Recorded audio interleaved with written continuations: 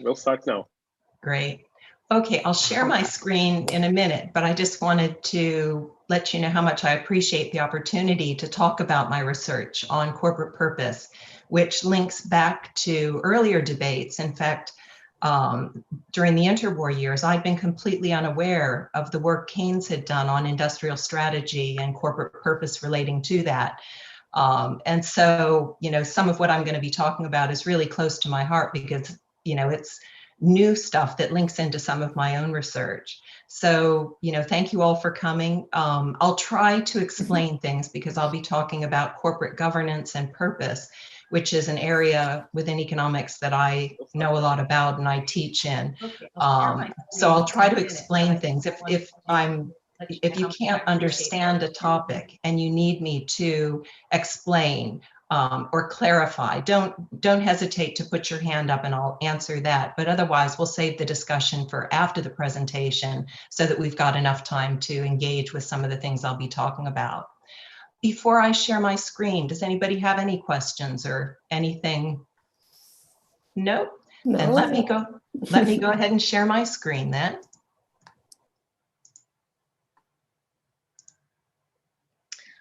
Okay, so as I said, what I'm going to be talking about in my presentation this evening is about the question of shareholder value, which is the dominant model of corporate purpose and has been since the 1970s and 80s. And then I'm going to link that back to some of the earlier debates. And if you had the chance to read the paper that was circulated, in this paper, which has now been accepted for publication in a special issue of Research in the Sociology of Organizations, which is on the future of the corporation and the corporate form. So it's, I've revised it, but it's I'll loosely link my presentation to the paper and hopefully fill in any gaps that the paper doesn't fill in that might help the presentation make more sense. So in the time I have, let's see. Now, for some reason, it's not forwarding. Oh dear, let me see if the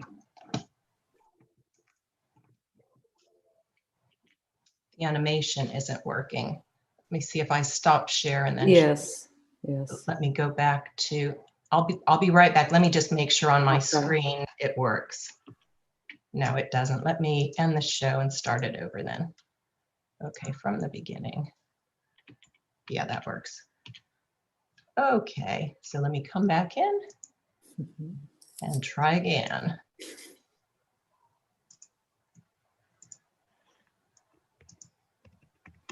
Okay, so it isn't going to work.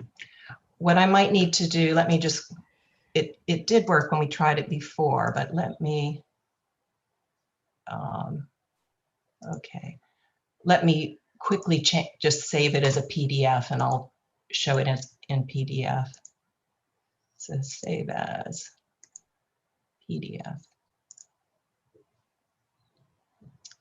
Okay, now.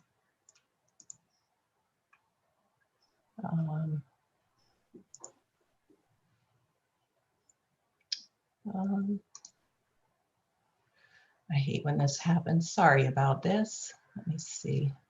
Open.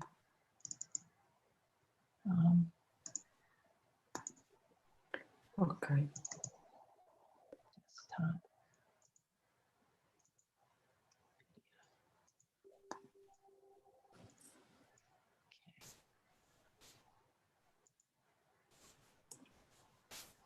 Where did it go?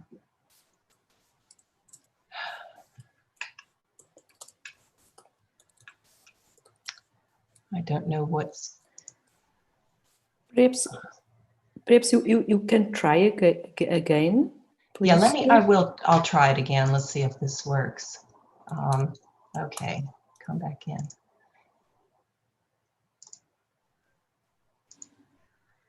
Share. Okay, let's see if it'll. No. The animation doesn't want to work. Now it's working. Okay. Okay, we'll see. Okay, so in terms of an overview of what I'll be talking about, I'll start by talking about what do we mean by corporate purpose, which links closely into corporate governance today compared to at different points historically. And then we'll talk about the question of where shareholder primacy came from. And shareholder primacy is currently the dominant model of corporate governance. And it's basically the idea that corporations, their managers should manage them in the interests of shareholders and not in the interests of any other stakeholder group. And this came from a historical development of the corporate form with the emergence of the modern public corporation. And then the earliest debate about this took place during the interwar years, where John Maynard Keynes in Britain and Adolf Berle in America made significant contributions. Then we'll talk about the managerial perspective, which is the perspective that came to dominate following the Second World War. And that lasted until the 1960s and 70s, when there was considerable, a lot of activity in terms of investor activism, responses to the war in Vietnam and America. So a lot of turmoil. So the 1970s were a crisis-ridden period that ushered in shareholder value thinking, along with neoliberalism and a lot of things that you're probably quite familiar with. And then ever since that time, whenever there's been a financial crisis, we've seen a serious challenge to shareholder primacy. But each time it's proved resilient. The 2008 financial crisis was an extremely serious challenge to it. And in fact, I don't know if you remember back 12 years ago or 13 years ago now, but at the time people were even calling back on, reminding people of what Keynes had to say and talking about how, the efficient markets hypothesis, which is a very important and dominant model within corporate governance, blaming that for the crisis. But almost immediately when the financial services sector bounced back, so did shareholder value thinking. In 2015, however, things began to change, and especially 2018. I don't know what's been going on in Portugal, but Larry Fink, who's the CEO of BlackRock, which is the world's largest asset management company, in his annual letter to CEOs, called on companies to prioritize purpose over shareholder value over profits.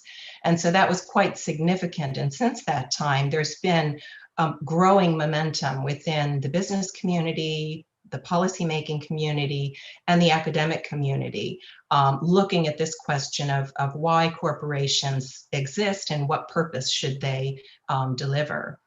And then we'll look at the question of what were the contributions of Keynes and Berle that might have some significance for the current debate. And that'll take us to the end of the evening, or the end of the hour, I hope. Now, 50 years ago, if you had asked the directors of a major public corporation what the purpose of the corporation was, they would say, well, of course, it's to provide equity investors or shareholders with solid returns, but it would also be to do a lot of other things, like producing high quality products, providing good livelihoods for their employees, supporting economic growth and contributing to some sort of public purpose for local communities or the country, and to grow the firm. So a whole range of purposes would have been seen to be important. Today, if you ask a director of a major corporation what the company's purpose is, they'll almost certainly tell you to prioritize the interests of shareholders to make profits, and those profits then translate into shareholder value. So that's where we are today. Now, the question of where shareholder value thinking came from is, I think, a good place to start. If we go back to the 18th century, which is when Adam Smith was doing his theorizing, we saw the birth of economics as we know it. You had very small owner-managed companies. So the company's purpose could be whatever its owner-managers wanted it to be. During the 19th century, as the Industrial Revolution unfolded, companies began to have, we began to see joint stock corporations, which means they had shareholders, but until sort of the latter part of the 19th century, those shareholders were controlling shareholders. So you would have a single shareholder, or maybe a family or a small group of shareholders who had a controlling stake. And so they had a lot of influence over how the company was managed. Now, in these contexts, corporate purpose wasn't an issue because the owners or controlling shareholders were in charge of what the company was to be run for. It was at the end of the 19th century, and especially with the innovation of limited liability for shareholders, which was a legal innovation that allowed shareholders to limit the risk of losing any of their finances to the amount of money that they had invested in shares of stock. Now, prior to that, if a joint stock company had gone bankrupt, its shareholders could lose everything. So it was a very, very risky venture. They could make a lot of money if things went well, but they could also lose everything they had. So limited liability allowed shareholders to manage the risks and to only invest as much as they were comfortable risking loss of. So these companies tended to be, of course, very large, and that was partly because of the technologies that were developed during the Industrial Revolution. So that permitted economies of scale, which led to the emergence of very large and growing joint stock companies. And they had shareholders who typically owned such a small proportion of the total amount of shares that they had no control over the way the company was managed. So they had no way of monitoring the managers and no way of influencing the kinds of decisions they were taking. Now, this gave rise to the early debates, and what they did was serve as a really serious challenge to the conventional wisdom of neoclassical economics, or classical economics, I guess. So neoclassical economics emerges from this.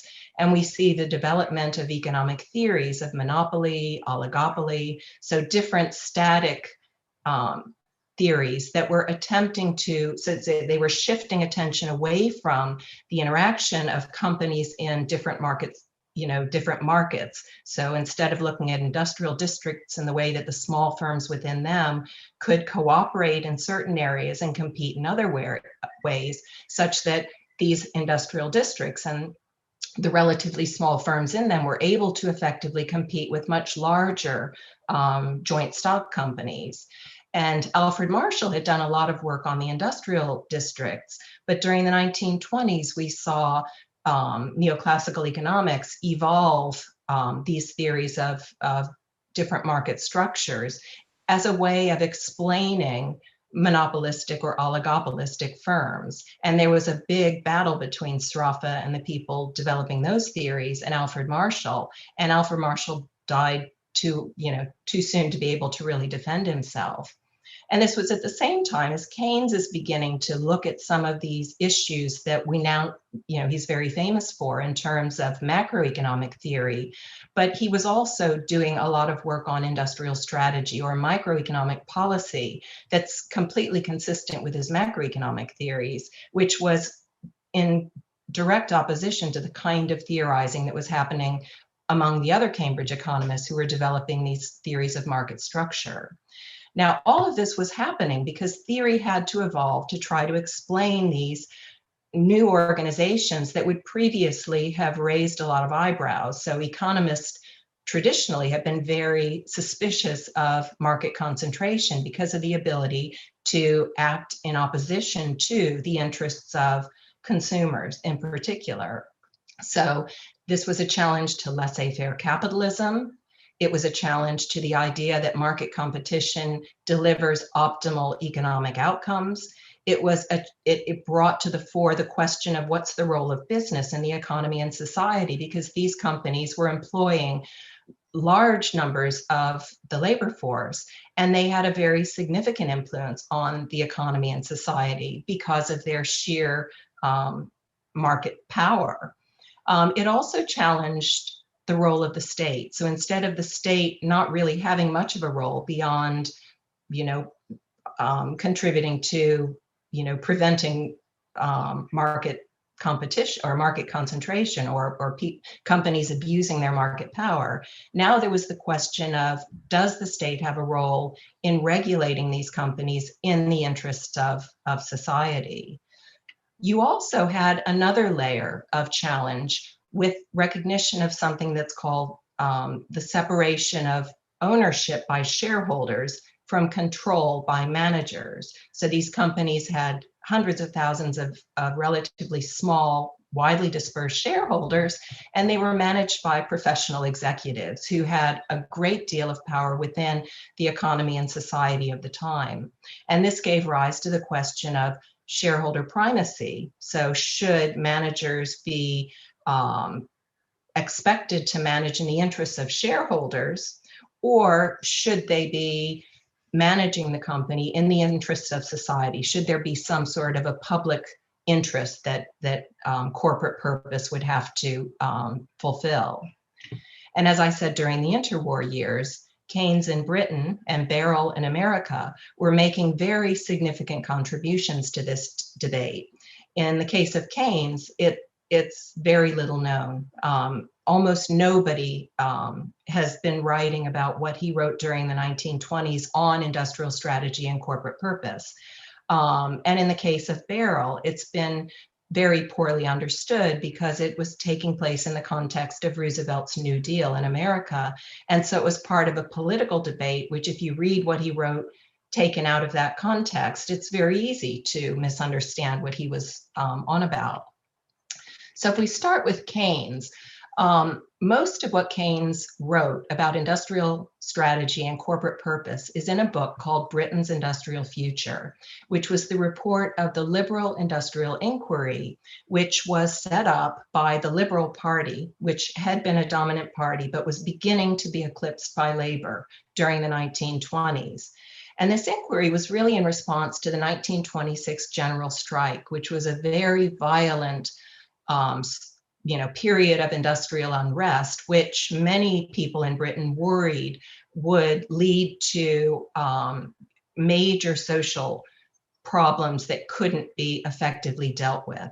So the Industrial Inquiry was set up to do a detailed study into Britain's industrial problems in order to come up with recommendations for how to address them in order to resolve the industrial problems that were feeding into a lot of social, political, and economic challenges for Britain during the 1920s.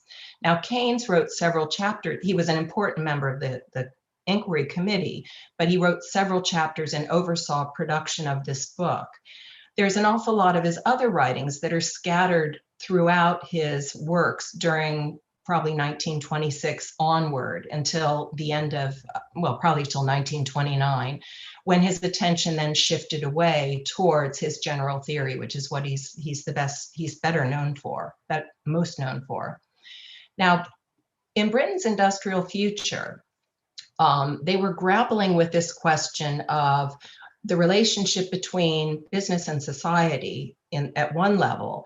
And in Britain at the time, that debate had at the one extreme those who were in favor of laissez-faire capitalism. So, leave things the way they are, don't worry about corporate purpose, profit is fine. And at the other end of the extreme was what Keynes called labor socialism or state socialism, which were basically those who favored nationalization of industry.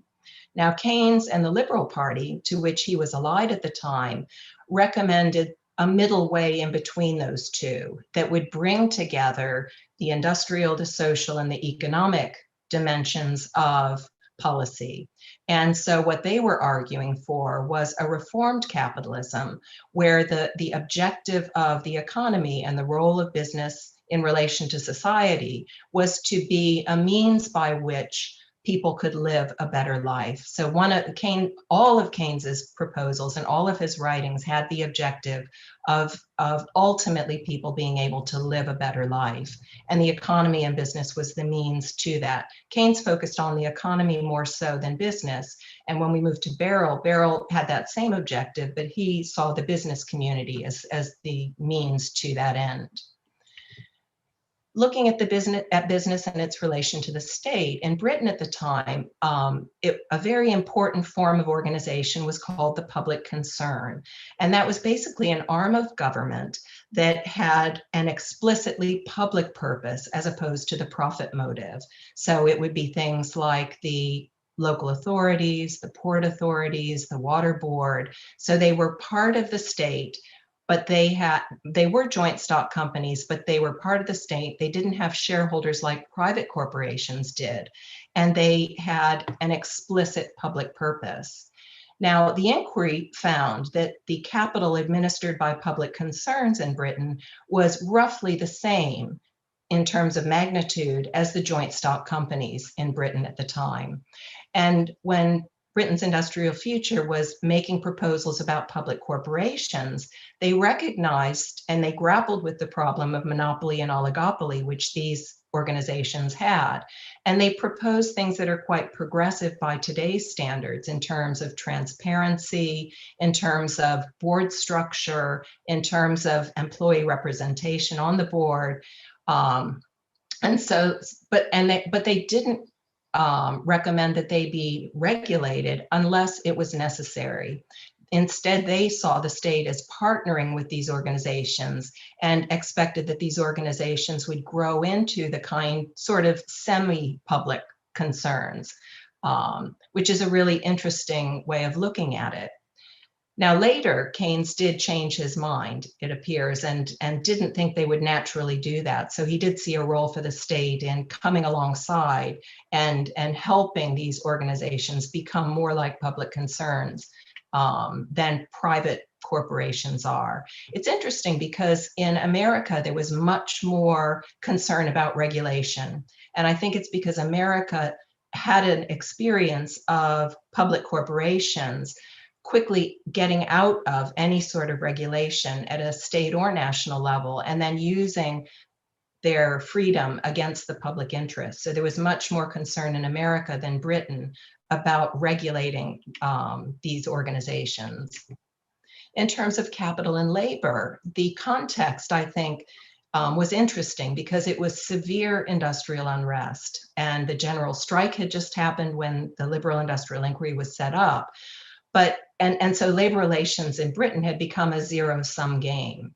But what's interesting is that in Britain's industrial future, they spend a lot of time talking about how actually capital and labor, the two sides of industry, need each other, and that you should find ways of making the worker feel part of this enterprise that they're contributing to, and not to feel as though they're parking their life at the door when they enter the factory.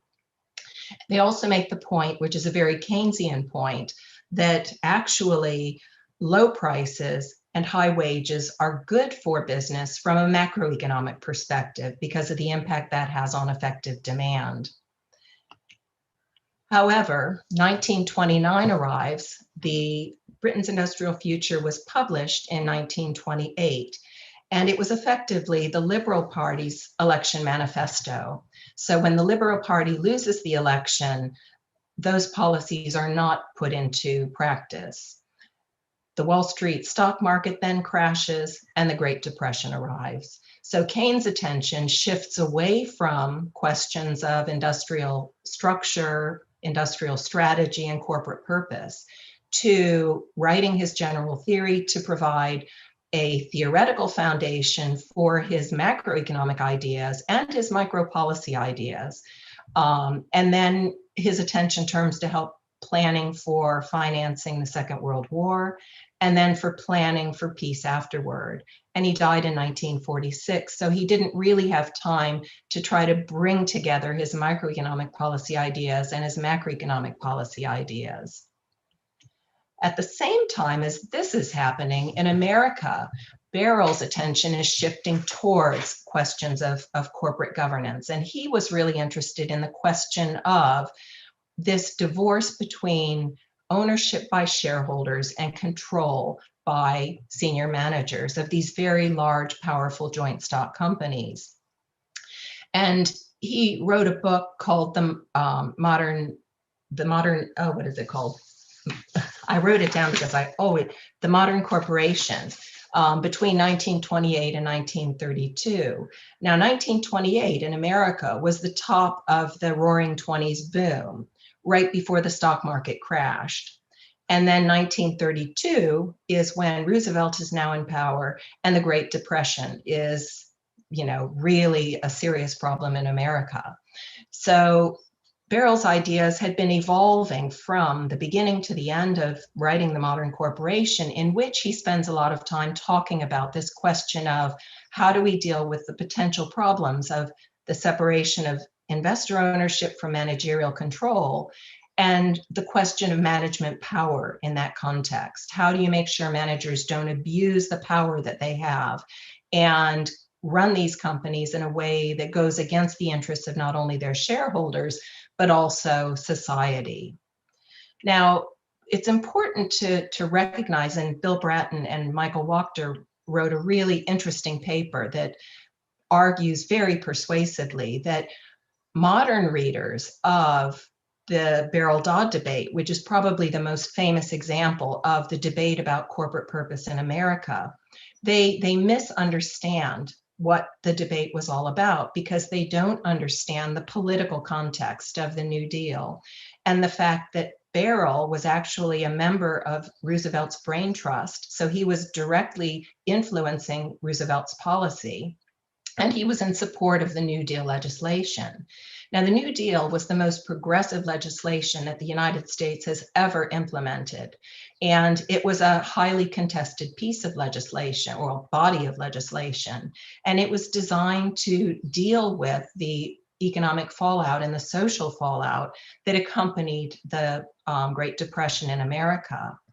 Now, if you read the words in the famous Berle debate that was carried out in the Harvard Law Review during 1931 and 1932, it does seem as though Berle is arguing for shareholder primacy and Dodd is arguing for corporate social responsibility. And some modern readers have actually written papers that are saying, oh, well, Berle is clearly the father of shareholder primacy and Dodd is the father of CSR. But they're misrepresenting that.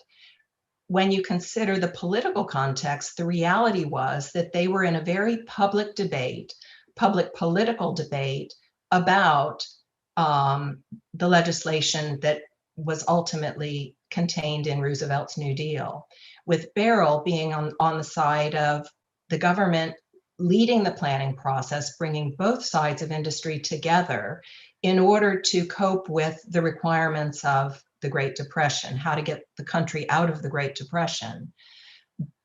Dodd was on the other side of the debate with the industrialists who were arguing that no, you need to be thinking not about the kinds of things that, not about shareholders and managers and all the things that Berle was talking about in his articles. He was saying, no, in the context of the New Deal, you need to give managers the power to manage these companies in the interests of society, because that's what's going to be good for, the American people. But really what they were arguing for was leaving managers in charge so that they could avoid regulation and industry could lead the planning process.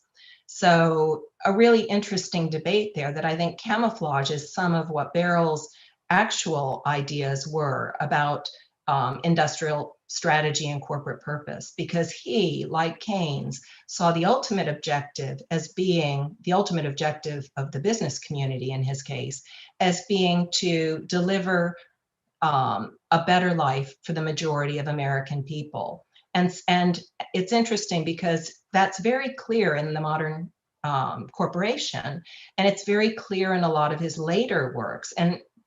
But he's, for most of his life, he was known for something he actually stood for quite the opposite viewpoint on. Now, the Second World War was significant because what the Second World War did, unlike the First World War, was help to put public confidence on the side of the state and on the side of big business. The state and business working together had been successful in managing the wartime political economy. At the end of the war, there was a very serious effort to design the international architecture to support peace afterward. And Keynes was very important in that creation of the Bretton Woods system. His general theory was very important in providing a theoretical framework to feed into the policies that then informed the post-war political economy. And so that set the foundations for prosperity and an economic role for the state in the early post-war period. And during this period, which actually lasted for at least 30 years, you saw the managerialist perspective, the idea that managers could be trusted to pursue a public purpose, win out. In European welfare states, you had governments setting up generous pension systems, generous national healthcare systems, and generous provisions for providing for the social welfare of their people to varying degrees. You didn't see that in America, but what you did see was something that Berle described as the new American economic republic. And what he believed, and Berle lived until 1971, into the 1970s, where Keynes died in 1946. So Keynes didn't live to see this, but Berle did, and he was analyzing the political economy that emerged from World War II. And what he meant by the American economic republic was that the political economy, the post-war political economy, had rendered management power, which he had worried about during the interwar years, benign. And that's because it trapped them between the post-war American regulatory state and the American public consensus over what the purpose of the corporation was. So American workers and American voters expected public corporations, which were the main employer of the vast majority of American workers during the early post-war period. They expected them to provide economic and income security. And so a lot of these corporations did. Well, most of them did, because General Motors, for example, it would agree with its unions, very generous healthcare provision, very generous social security provisions, and then that would be copied across the country. So that would set a pattern where these corporations were providing the kinds of things that European welfare states were providing. Now, they weren't doing it because they were trying to be, good corporate citizens in terms of social welfare provision. They were doing it because it was in their sectional interest to do so. If they had happy, healthy workforces, they would perform better. And they were making enough money during this period to be able to afford these generous provisions. You also saw business enterprise being widely viewed as a social institution with a public purpose and a Keynesian role for the state. So really, after the Second World War, you did see the emergence of a broad consensus that corporations had an important, socially beneficial public purpose to serve. Now, this began to be challenged during the 1960s when you saw shareholders finding ways of organizing themselves and being activist shareholders.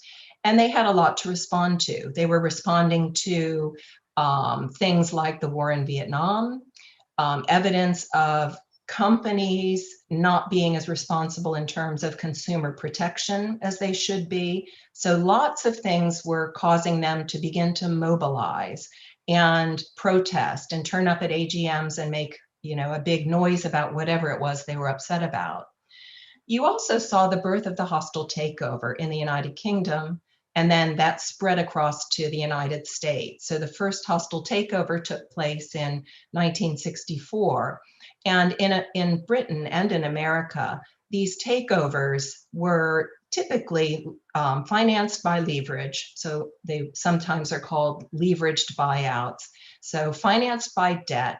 And then because the targets were asset and cash-rich companies, the assets and cash were used to pay back the debt and then sell off all the assets and make a huge profit for the investors.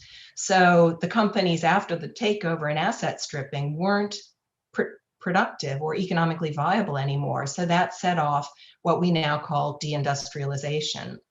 At the time, especially during the 80s when I was working on my PhD, looking at restructuring of the American steel industry, we didn't really understand entirely the dynamic of what had been going on behind these hostile takeovers, because economic theory quickly evolved to justify them and to explain why hostile takeovers were actually good for economic performance, because the assumption was the targets were underperforming companies, and they were underperforming because their management teams were underperforming. So a hostile takeover ideally would replace those poor management teams with a better management team, and things would be better.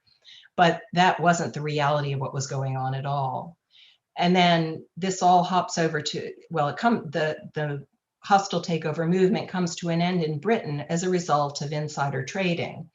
And then it moves over to America. Jimmy Goldsmith, one of the British corporate raiders, takes a lead working with Michael Milken and some pretty famous corporate raiders in America. And the same thing happens again. And then that ends in insider trading, and everybody goes to jail in America, unlike Britain.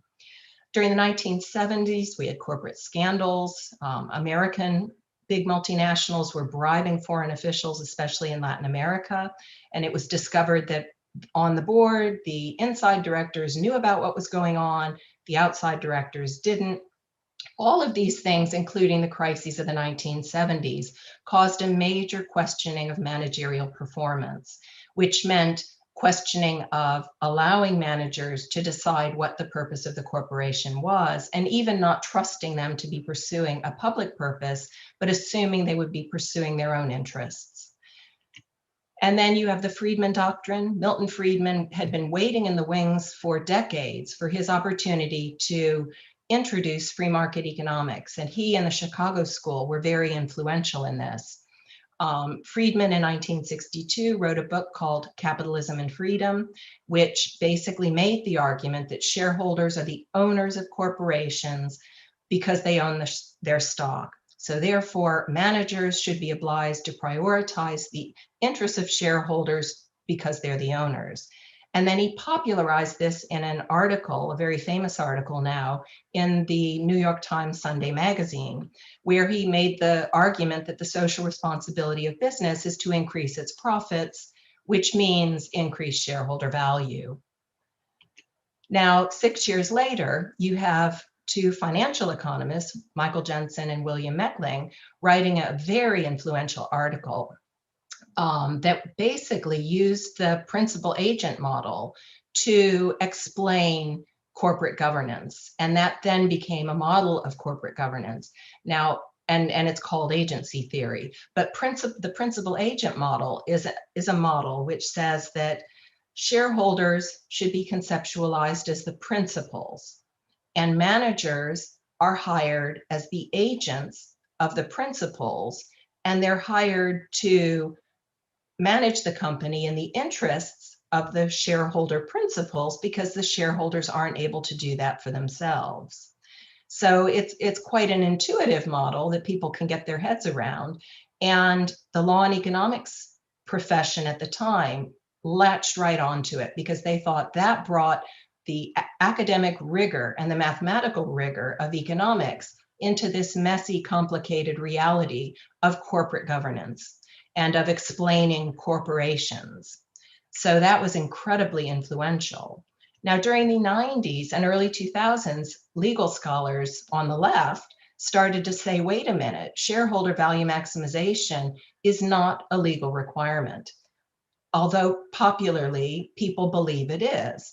And they said, no, it's never been a legal requirement.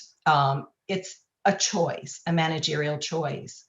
And they went further to unpack, everything that was everything that made agency theory inappropriate in explaining corporate reality. But because they didn't have an alternative theory to agency theory that was acceptable or compelling, their arguments were just dismissed.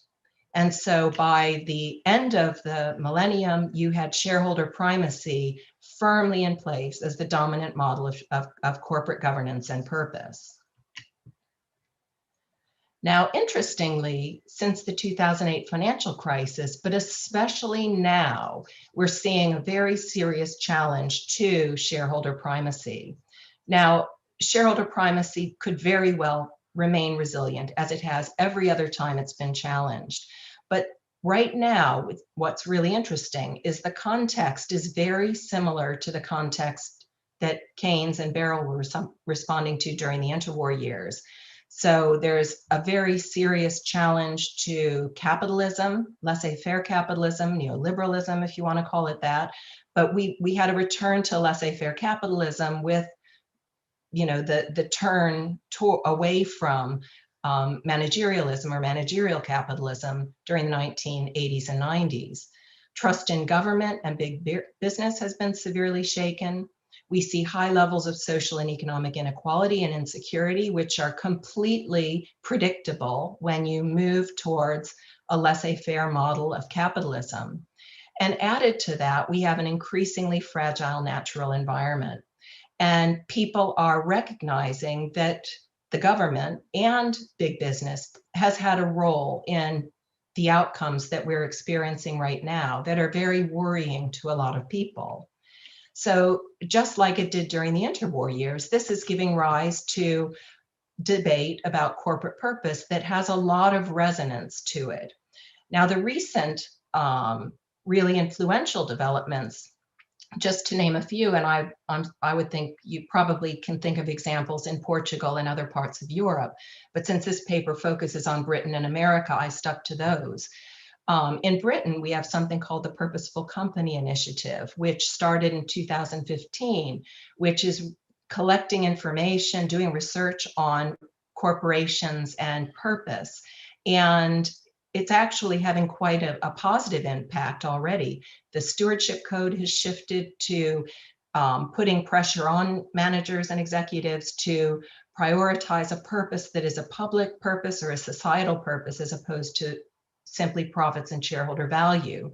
And the UK Corporate Governance Code in 2019 now requires public corporations to report on purpose. In America, since 2018, as I said earlier, Larry Fink, the CEO of BlackRock, has encouraged CEOs in his annual letter to prioritize purpose over profits.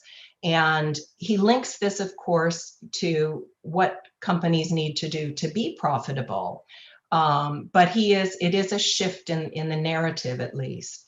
And shortly after BlackRock's 2018 letter, the US Business Roundtable issued a statement on the purpose of the corporation that acknowledged that they still had confidence in free market capitalism, but in addition to pursuing the interests of shareholders, they should also pursue the interests of all of the corporation stakeholders.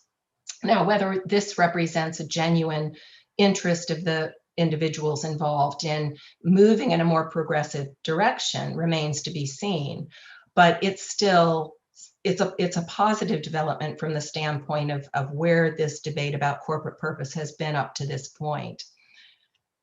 Now, if we just consider some of the things that Berle and Keynes might have to contribute to today's debate, I think there are certain areas where the way they viewed the economy, the state, and the business community are really important, and they're absent from the current debate. So the current debate still boils corporate governance down to essentially a set of contractual relationships. Corporations are considered a nexus of contracts, to use the corporate governance language. And they focus mainly on the relationship between senior managers and shareholders. They don't open up the box of the corporation and what's actually happening. And they don't look at relationships between, different corporations within a business community, the state, the economy. By contrast, both Berle and Keynes considered the economy, the state, and the business community as integral parts of a dynamic non-equilibrium system where humans were very important in terms of the way that that system was operating and evolving. And they saw them as not they didn't see profit as the end objective or corporate growth or something like that. They saw this whole system as a means to the betterment of society. So public purpose was inherent in the entire way they were looking at the way the system was operating and evolving. When they looked at companies, they saw companies as very central to this system, and they saw them to be important, stable institutions of a reformed capitalism, a managed capitalism, not a free market capitalism. In fact, they saw free market capitalism as part of the problem that they were having to deal with during the 1920s in Britain and the 1930s in the rest of the world. They didn't consider managers or shareholders to be a threat to the pursuit of public purpose. So Keynes famously called for the euthanasia of the rentier, and Berle thought that management power had been rendered benign by the American economic republic, as he described it. So they didn't see the possibility that eventually, as we are today, shareholders are a very serious threat to the ability of managers to pursue a public purpose that benefits society. And when you look at the post-war Keynesian consensus and Berle's American economic republic, they were and also social welfare models in Europe. They were social models that lay somewhere between a planned economy, a purely socialist economy, or a capitalist form or a corporate form of capitalism. And so they were capable of delivering improved living standards and equality and economic prosperity for at least 30 years after the Second World War. Now, as we've seen twice, so following the Second World War, you saw a shift to a much more progressive managerial form of capitalism where corporations did serve a public purpose that was beneficial to society. And then you saw another shift again during the 1970s in the direction of laissez-faire. During this period, there was a frontal attack by corporations on both the state and organized labor. There was a return to laissez-faire, and we saw the rise of shareholder primacy, which explicitly assigned control rights to shareholders. Now, Keynes and Berle would have predicted if you have a return to laissez-faire, you're going to see the kinds of social, economic, and political instability that we're seeing today, and that we've seen ever since the turn to laissez-faire. We've seen recurring financial crises and all the kinds of things that are very predictable. They also would have been strongly opposed to assigning control rights to shareholders because they would have expected, as happened, that once you've assigned control rights to shareholders, they're going to use those rights to shift corporate purpose away from a public purpose and towards their interests. It's completely predictable.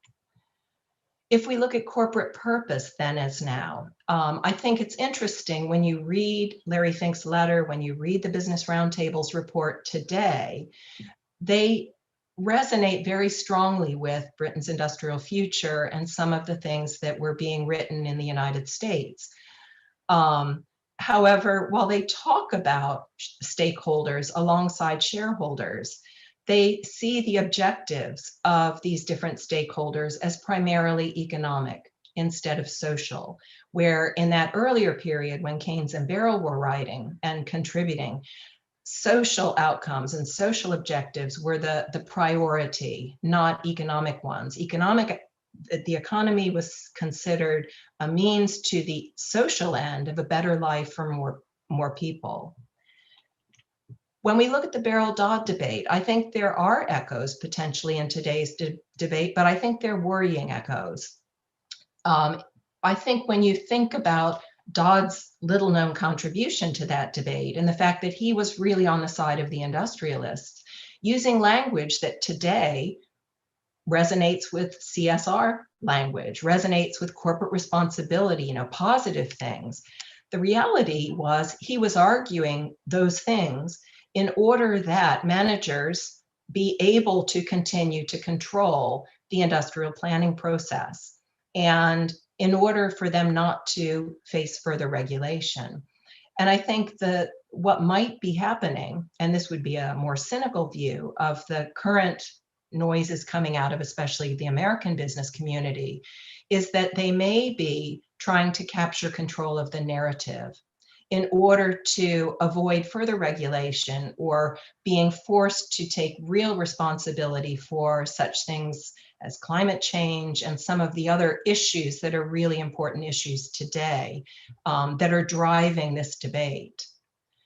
But to conclude on a more positive note, I think the COVID crisis might be producing some evidence of silver linings, possible silver linings in the area of corporate purpose. I don't know what's been happening in Portugal or other parts of Europe, but in Britain, about a year ago, the NHS globalized supply chains broke down. So we had PPE coming in from Turkey that all had to be rejected because it was unsatisfactory. We had breathing machines coming in from China that all had to be rejected because they didn't work. And so the government put out a call to British business for much needed medical supplies in order to cope with the crisis, because the NHS wasn't able to do it using their privatized. It was reported as an NHS failing, but it wasn't. It was a failing of their privatized global supply chains. Now, in response to that call, you had almost immediately networks of specialists coming together and making themselves available to do this. So you had universities, you had medical companies, you had large and small manufacturers, even Formula One motor racing teams coming together and cooperating to produce the necessary medical supplies in days, if not weeks. And the Formula One motor racing teams were quite important in this, because what they are good at, and of course they weren't able to race a year ago when we were in lockdown, but they're really good at building prototypes of things and then getting them into manufacturing really quickly. And so they were central to these different networks that were sprouting up all over the country, usually linked to a university that had a university hospital that needed these supplies. And this was all done on a not-for-profit basis. When new products were made available, the designs were made open source, available free online for anyone in the world to use. And so from that, it seemed as though the COVID crisis, the national health crisis, brought together or brought things happening in terms of the way corporations and the government were working together and delivering a public purpose. Now, whether that will last beyond the crisis, we don't know. But I think that that is evidence that it's possible. So I'd be interested to hear what your experience in Portugal has been. And actually, I'm a little bit early, so hopefully I didn't talk too quickly. No. That brings me to the end. Okay. So let me stop this. Yes. So thank you so much, Sue. Oh, you're welcome. It's a very interesting and relevant topic. So now we have time to debate. So, and these seminars are very important for our students of the PhD in political economy. So please go ahead with your comments, your ideas.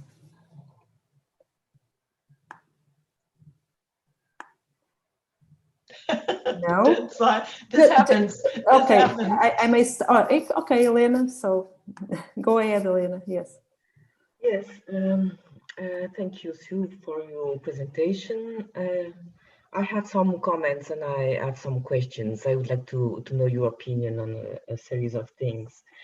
When we talk about corporate governance, in fact, we are talking, there's two things at stake. Who is the firm, in the interest of who is the firm to be governed, and is to govern the firm, who is to decide on the firm. I mean, who is to govern the firm, and shareholder primacy, in fact, is the response is both shareholders. The firm should be governed in the interest of shareholders and by shareholders, and with them having choosing CEOs. What you have spoken of is mostly the first question, the purpose of the firm, more than who is to govern the firm.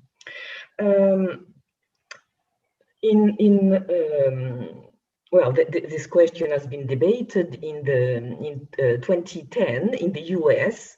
The status of the benefit corporation has been adopted in Michigan, I think, and now it has been adopted by 35 other states. I don't know the result of that. What I know is that we have in France, they have adopted this statute, the Société à Mission. But one of the first Sociétés à Mission was Danone. And in fact, Danone was a very responsible, has always been a very responsible firm. But Emmanuel Faber, who is the CEO of Danone and who set very social goals and sustainable goals for the firm, she was fired by activist funds. So my question is, do you think really, do you really believe that putting in the statute of the firm that the firm must behave so as to pursue the common purpose is enough? And the second question is the relation between the firm and the political, not the firm and politics, not the role of the firm in politics, but the relation of the firm and the political, which is what Friedman negated. I mean, he said the firm has no political role, point. Mm-hmm. There are some lawyers, heterodox lawyers, who think that the firm must pursue the common interest, but for this, they have to be controlled by the state. So I'd like to know if this is your opinion. Another thing is the role of agency theory, because really it is agency theory who really influenced corporate law. In 2000, there is this famous paper by Hausmann and Kratman, The End of History for Corporate Law. I mean, there is the end of history.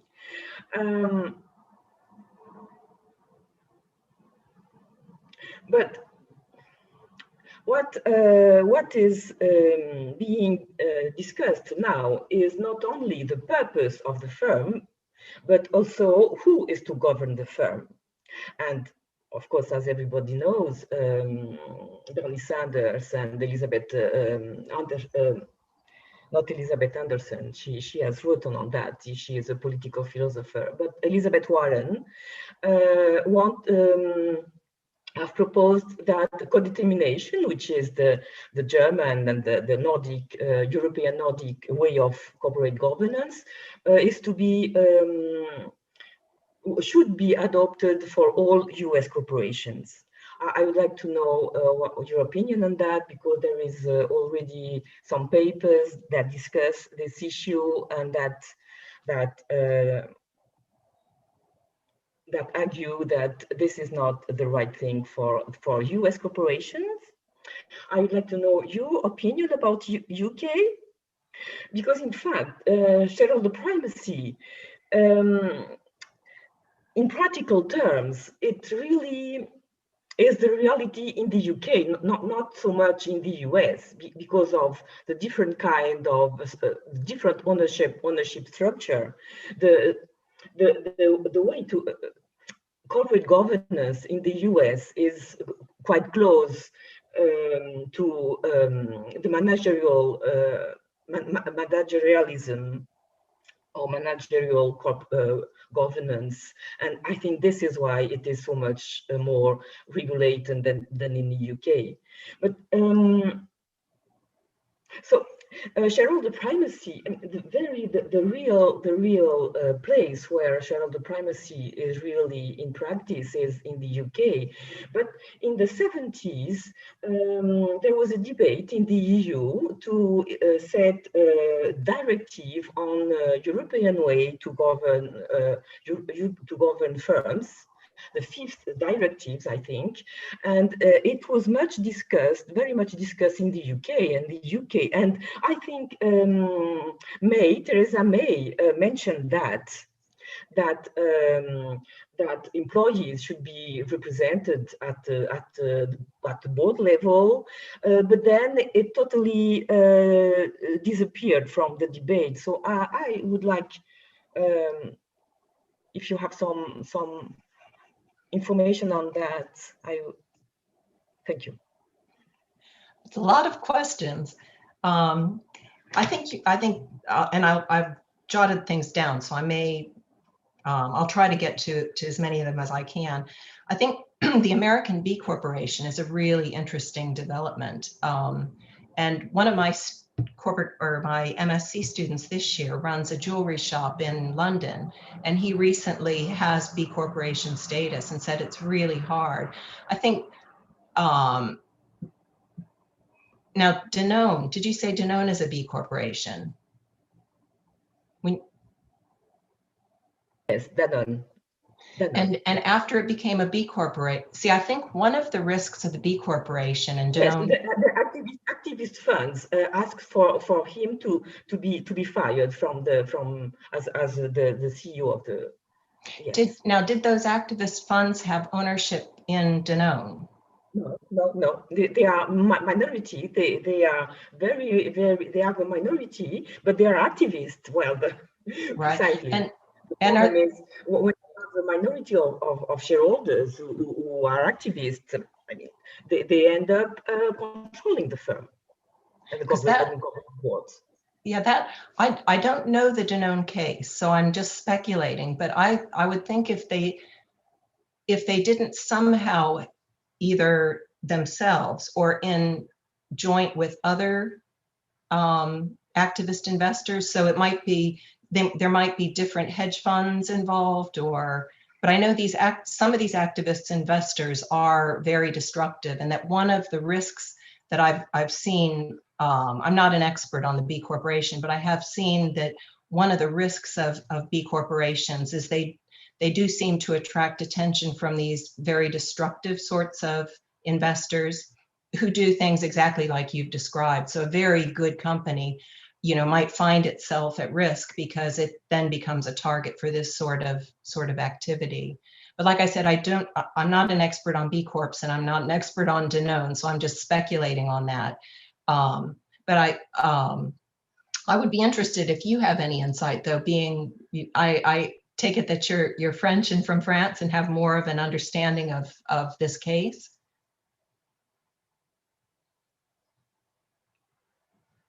No, okay, you don't have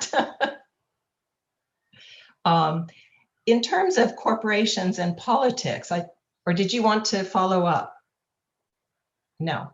In terms of corporations and politics, I think there's a real danger. In America, I think there's so much lobbying that goes on. And I think in America, there's a real problem with corporations being involved in lobbying politicians for legislation that's actually in their interests. You don't see that happen in Britain so much because lobbying is basically illegal. You couldn't get away with it. And so I imagine it would vary very depending upon the country and the political system and the legal system. So I don't know if that was your question. Was it the risk of large corporations abusing their power politically? Do you want to come back in? You need to unmute your. No, it's just not the relation between the firms and politics, but the relation between the firm and the political. I mean, what is political in the firm? What could be, for instance, a political theory of the firm? I mean, what is political in the firm exactly? I think it's an interesting question. All right, I see what you, so the way the firm is managed and, you know, the politics within the firm of the way that, say, for example, you might have a very powerful CEO who can influence the board in ways that a board which had a CEO that had power balanced with, say, you know, the chairman of the board. So I think that's not an area I have expertise in, but I think that is a really interesting question, is the internal politics of corporations, especially given the fact that most multinational corporations are larger and more economically powerful than most countries. And so, you know, you can see them do, I mean, I think that's quite worrying, because that means that it's very difficult to regulate them in any way. And it's very difficult for the state to have any sort of influence over them because of their sheer global power, that there's no way to really regulate. There's no global infrastructure for dealing with that. In terms of agency theory, I wasn't sure I got your question on what you meant by agency theory. You had a question relating to agency theory? Agency theory is the nexus of contracts theory, right. Jensen and Macklin. Right. The problem is when corporate lawyers search for a theory on which to base corporate law, they took agency theory. I mean, right. agency theory is the theory, as you said, is the theoretical justification of shareholder primacy. Exactly. Because it was a theory on which corporate law is actually based. Because the lawyers embraced that when Jensen and Macklin wrote it. I don't know if you've come across some of the more recent work. I've got a friend who sadly died a year or so ago named Lynn Stout, who's done some really interesting work on the shareholder value myth. And she very carefully takes apart a lot of these, myths, ththese things that, you know, people are taught in law school. I was taught when I was studying corporate governance. You know, you're taught things and you believe them, and you because if you read them and a famous person wrote it, it must be true. But they're actually wrong. Yeah, they're not true. And you know, one of them is the idea that agency theory explains the relationships between shareholders and senior managers. And she points out it can't possibly be that, because you have a board of directors and you have to set up a company and you know, do all these things before the shareholders can buy any shares. So how can the shareholders hire the managers to manage the company on their behalf when the managers are managing the company before you have any shareholders, and things like that. So I completely agree with you that agency theory is, even though it's been embraced by the corporate law academic side of things, and a lot of it has been put into practice in terms of corporate governance, it's not appropriate. And Lynn Stout's book is very accessible if you're interested in reading it. Co-determination, that's, oh, go ahead. No, go ahead. No, just the the famous paper by Blair and Stout. Yes. I mean, everybody knows the paper, yeah. Yeah, they're part of a really interesting progressive group of corporate law professors who do fascinating work, and Bill Bratton is also one of them, and he does really good work. The question of co-determination is interesting. In Britain's industrial future, they actually propose having a German-style board structure being the kind of board structure for British companies. Now, that didn't get put into place, but that was what they saw as being really valuable in terms of the governance of public corporations. More recently, I don't know in the United States, because I've lived in Britain for over 20 years now, and I'm not as tuned into what's happening practically. But in British corporations, I know they did talk a lot about co-determination, like you said, around 2010. I think things are happening under the radar, because a lot of my students, now these are MSc students, not PhD students, but a lot of my students are interested in issues of employee representation on boards. And apparently there is something in the corporate governance, whatever the most recent company law is, I think, encouraging, or maybe even stronger than that, companies to have ways of involving their employees. And I had a student last year who did something looking at some of the different ways that employees can have representation in companies. So I think that is happening, although it may not be attracting the attention, the kind of political attention that it was when Theresa May was talking about it. In the United States, I'm not sure. I think you're right that because there's such a strong managerial focus, that it's probably, and organized labor, it has pretty much been my cat just broke in, sorry about that. But I've lost my train of thought. I shut the door to keep the cats out and they've just broken through. I'll see if he's quiet. I'm sorry, I lost my train of thought. Do you want to go on or? No, okay. Christina, did I see your hand up? Yes, Christina? No? I was actually just reacting to your very cute cat, but Did you see the door open behind me? I missed it. There's two of them. Well, I'll just tell you there's two of them. One of them is a little one, and he's in here under my desk. Spooky, you want to say hello to everyone? Here, I'll show you. This is Spooky. You so cute. Actually tiny. He's a silver chinchilla, and we've got another one who's a British short hair, she's probably the one that managed to bash the door in, and then he's the brave one who actually came in himself. Very cute. Sorry about, well, at least they didn't distract me during my, the hour part of it. Okay. So I do have a question, because if I understood correctly your presentation, you were contrasting profit as a purpose and some sort of social purpose of the enterprise. And somehow, whenever I read about this issue of shareholder value or maximization of shareholder value, I always registered this juxtaposition between short-term profit and long-term profit, and not so much between profit and social purpose.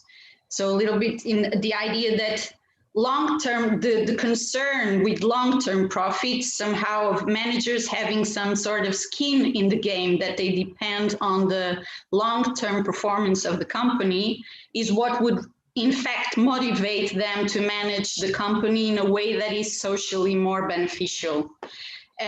So I don't know how this relates to the idea of the social purpose, because they are fundamentally very different.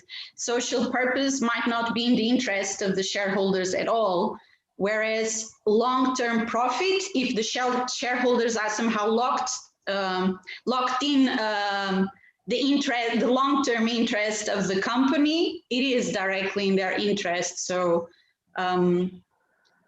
I guess my curiosity, perhaps I'm a bit skeptical about this idea of a corporation having a social purpose, how, and I would like to understand better what's really the idea about how to socially motivate companies that are structured in a way where shareholders don't have any commitment to the long-term performance of the company. Yeah, and I think you've really hit on a key point, because it's the problem with shareholder primacy is the way that stock markets work. And that is, even if a company, because they talk about sort of enlightened shareholder value, which means finding ways to encourage shareholders to prioritize long-term shareholder value or sustainable shareholder value. And that's some of the language that you see.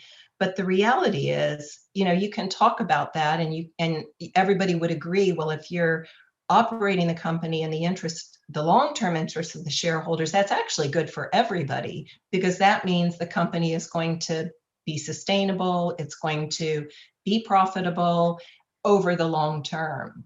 But the problem is the way that the stock market works. And the way that managers are incentivized is they're forced to prioritize very, very short-term they're forced to react to changes in the stock market that could be driven by, not by the performance of the company, but by, Trump wins the election, the stock market takes a dive, or, something happens in the world and investors get nervous, and so the stock market reacts. That's not because the companies whose shares of stock are affected are getting better or worse. So the theory isn't really explaining the reality of the way the stock market works. But to get to the question of how do you get companies to pursue some sort of public purpose, I think the Purposeful Company initiative is actually doing a good job, because what they're doing is they're saying, well, when you do the research, you find that companies that are guided by some sort of corporate purpose. So or even Colin Meyer's work at Oxford, looking at the fact that companies have to make some level of profit in order to stay in business. So it's silly to say you don't have to worry about profits, or you don't have to worry about shareholder value, because if they have shareholders, they need the shareholders to be making enough to be happy to keep their shares in the company.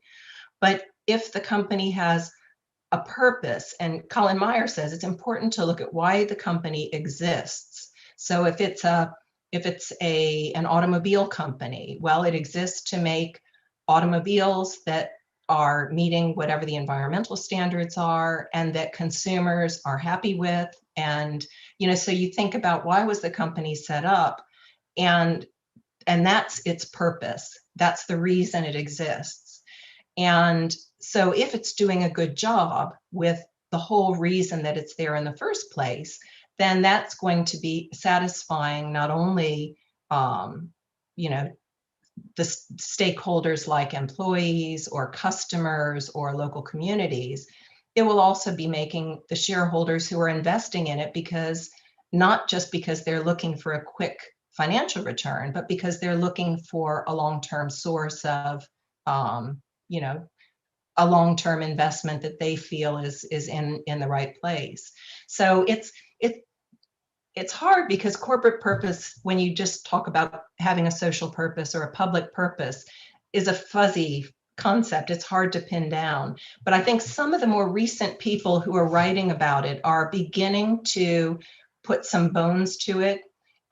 So some of the things Will Hutton has written about, the importance of having different ownership structures.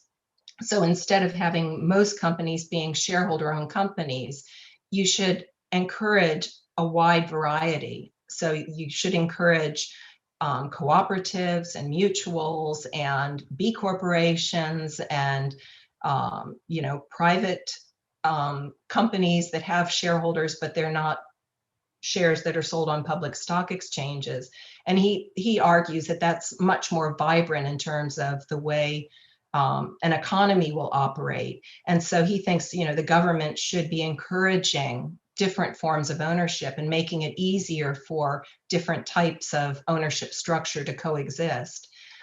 Colin Meyer has been doing a lot of interesting work that's beginning to pin down, what do we mean by corporate purpose, making it something that's much more, it's not just this fuzzy up in the air, something that of course we'd all like, but he's more specifically trying to define it and explain what it means. But it's really hard. And I think that's why for so long, shareholder primacy has really held on, is not only do we have a strong network of think tanks and academic institutions and research centers that are promoting good corporate governance, which means shareholder primacy. So that's sort of keeping that model firmly where it is. But also it's like a lot of economic theory. When you look at agency theory or the theories that underpin it, they're very easy to get your head around, and they don't complicate it with, complicated empirical reality, the way corporations actually work or the way the different corporate stakeholders actually interact. You abstract away anything that's hard to model and, make it a very simple, oversimplified way of explaining things. So I guess, there's no easy answer to, how do you get a company to prioritize a public purpose or a socially beneficial purpose? But I think if they do start thinking about all of the stakeholder groups who are impacted by the corporation and trying to balance out the interests of all of those groups, that's beginning to move in the right direction. Because if you're prioritizing the interests of society, that means you're concerned about your impact on the environment, which means, how long we're all going to be together on this planet. If you're concerned about community interests, that means, local communities which host, other local companies, which means, you're paying tax revenues, you're providing economic development, you're employing people. So I think, if you extend it beyond just shareholders, it's harder, but you're beginning to meet interests that everybody would agree are probably in all of our interests, instead of just the narrow financial interests of shareholders who are looking for a quick return on their investment and are willing to abandon ship, if they don't think that they're getting a high enough return. So I don't know, that's a long-winded, that's a really good question. I think one that we're all still grappling with and will for a long time, which means we academics and you future academics have probably a very long, there's always interesting questions to grapple with, and that keeps our publications flowing and our ideas coming. Okay, thank you. Just a brief comment. So I'm particularly interested in the consequences of this debate for today, and in particular, we identify not in the presentation but in your paper. You identify the possibility of platform capitalism, in particular when you talk about the work of Gerald Davis, and the possibility that platform capitalism could provide new opportunities for more local, democratic, and so on, sustainable forms of business organizations. And my concern about this is that this kind of, what are the bases for this kind of discussion? Because when we think about platform capitalism, what it seems dominant is that it has been used for more exploitative work relations. And at the same time, it seems that we have here a certain kind of technological optimism that all the dimensions about asymmetries, power relations, and so on, which are indeed at the core and at the center of the debate about corporate purpose, seems to disappear for this discussion. So my point is, what are the bases of and the contributions of this kind of ideas for today and for our situations?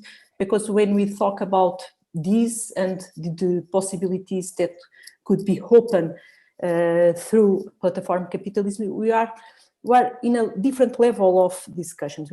I think that we are discussing different forms of production. So I think that it could be interesting to hear from you about this. And another comment, a very, very brief comment in the same line of the intervention of Christina.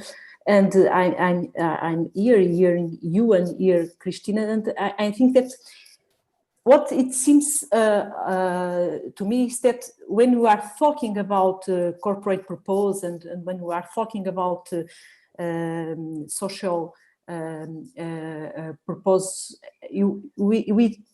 we have a shift, a dislocation of the way we think about corporate from the idea that they are economic entities to the idea that they are political actors. So I think that we have here a different, it is an ontological change of perspective in the way you look at business, I think. That's a good point. The platform capitalism, I don't know if you've read any of Gerald Davis's work, but he wrote a book called The Vanishing American Corporation and has written some other things. And I guess, you know, when we do think of platform capitalism, we think of Uber and all of the, you know, 0-hour contracts and the really exploitative ways that corporations have used them.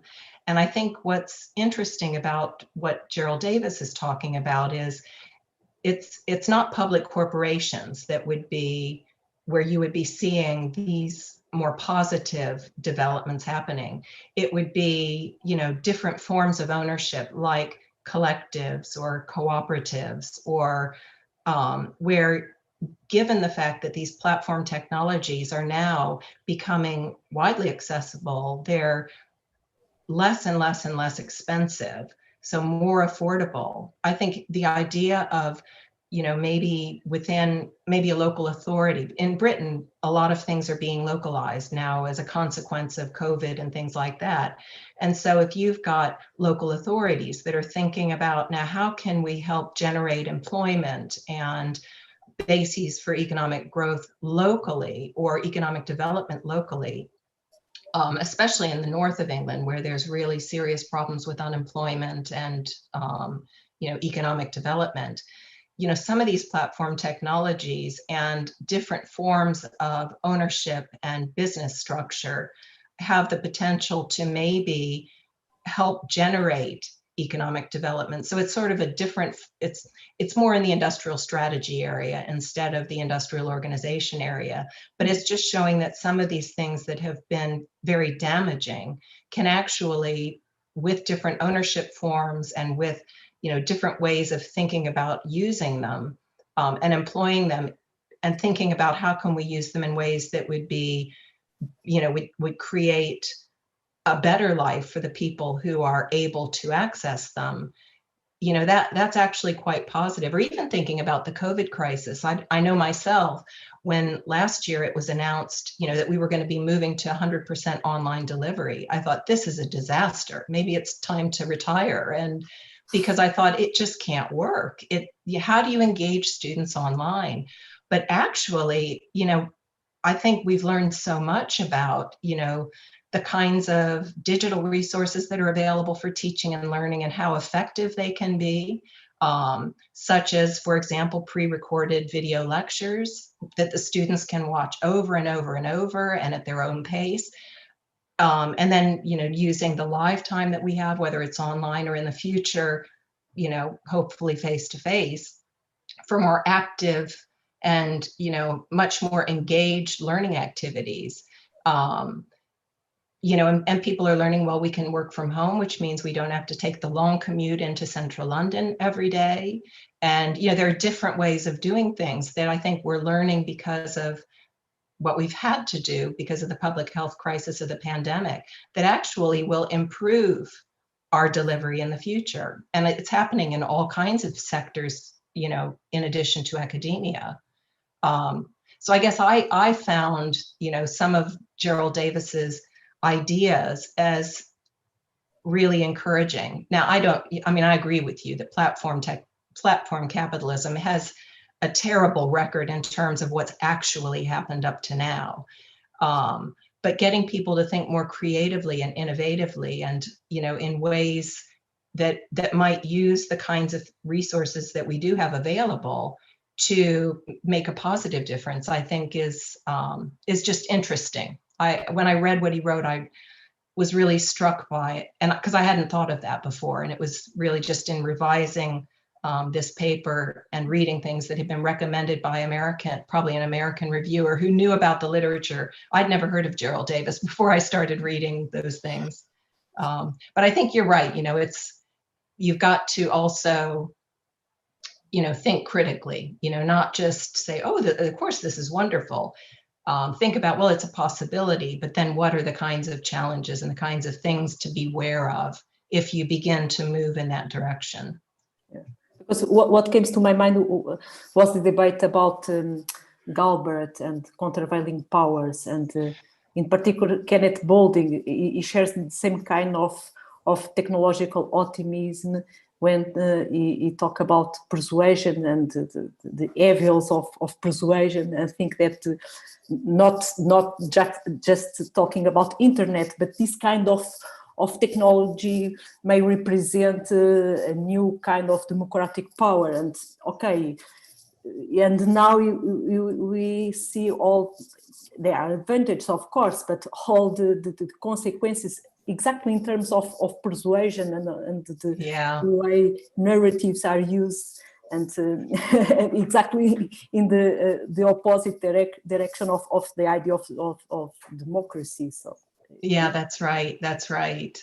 Yeah, I know it's a knife edge thing to navigate, but no, you're right. You're exactly right. And that's why I think this whole question of, people being really optimistic about, oh, well, look what Larry Fink is saying, and look what the Business Roundtable, this is just wonderful. Well, no, maybe it isn't. Maybe they're just using that language to control the narrative, to move us in a very unprogressive direction that could be, bad for the world, and bad for, good for the likes of them and their corporations that they'll hold control over, but maybe not so good for society.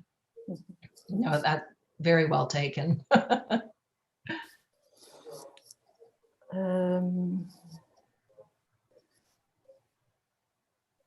don't know if we have additional comments.